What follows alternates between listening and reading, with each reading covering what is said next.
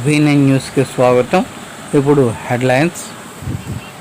విశాఖ జిల్లా కోర్టు తిరుగుతల్లి విగ్రహం వద్ద ఎంపీ భరత్ ఆధ్వర్యంలో కేక్ కటింగ్ చేసి లాయర్లు ఈ యొక్క సెలబ్రేషన్ చేసుకున్నారు.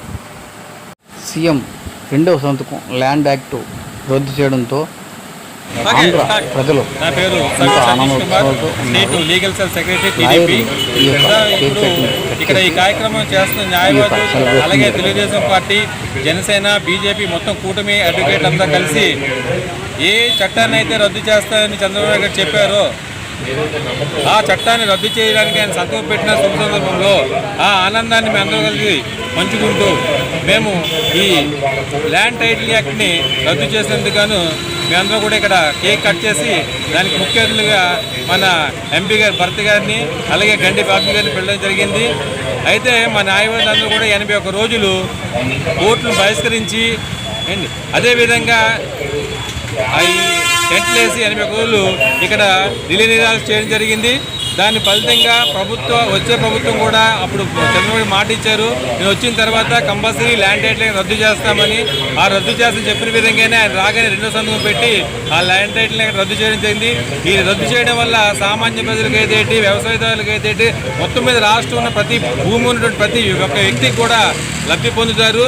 లేని పక్షులు దీనివల్ల ఇబ్బందులు ఎదురయ్యేవి. కానీ అటువంటి చట్టం రద్దు చేయడంలో మేమందరూ కూడా చంద్రబాబు నాయుడుకి ధన్యవాదాలు తెలియజేస్తూ ఆయనకి ఆయురారోగ్యాలతో ఉండాలని చెప్పి మేము కోరుకుంటూ మేము ఈ యొక్క సెలబ్రేషన్ చేసుకుంటున్నామండి. న్యాయవాది డిస్ట్రిక్ట్ కోర్టు విశాఖపట్నం సార్. నేను టీడీపీ లీగల్ సెల్ నార్త్ నియోజకవర్గం స్టేట్ మెంబర్ని సార్. యాక్చువల్లీ ఈరోజు ల్యాండ్ టైటిలింగ్ రద్దు చంద్రబాబు నాయుడు గారు ఎన్నికల ముందు హామీ ఏ విధంగా ఇచ్చారో అదేవిధంగా ఎన్నికల హామీ అనంతరం ఎలక్షన్లో అతను భారీ మెజార్టీతో టీడీపీ గెలిచిన శుభ సందర్భంలో అతను రెండో సందర్భం ఏదైతే ల్యాండ్ టైటిల్ మీద పెడతానన్నారో సచివాలయంకి వెళ్ళిన మొదటి రోజే ఫస్ట్ డిఎస్సి మెగా డిఎస్సి మీద రెండో సందర్భం ల్యాండ్ టైటిల్ మీద పెట్టడం జరిగింది సార్. దీని మీద మా యొక్క విశాఖపట్నం న్యాయవాదులు చాలా హర్షం వ్యక్తం చేస్తున్నారు. ఎందుకంటే 84 రోజులు యావత్ ఆంధ్రప్రదేశ్ ప్రజల గురించి చాలా కష్టపడి కృషి చేశారు. దాని యొక్క ఫలితం ఈ రోజు రావడం మాకు చాలా ఆనందంగా ఉంది.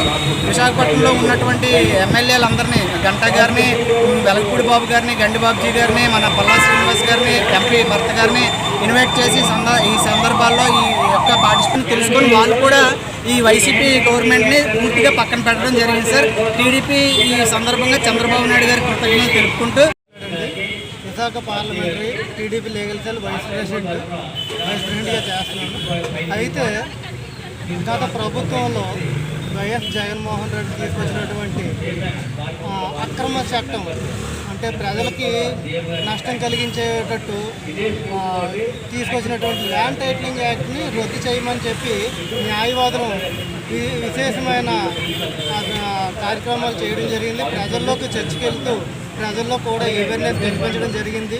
ప్రజల్లో అవేర్నెస్ కల్పించిన తర్వాత లాస్ట్కి ఫైనల్గా చంద్రబాబు నాయుడు గారు ఎలక్షన్ ముందు తన అధికారంలోకి వస్తే ఈ ల్యాండ్ టైటిలింగ్ యాక్ట్ని రద్దు చేస్తామని చెప్పి హామీ ఇచ్చారు.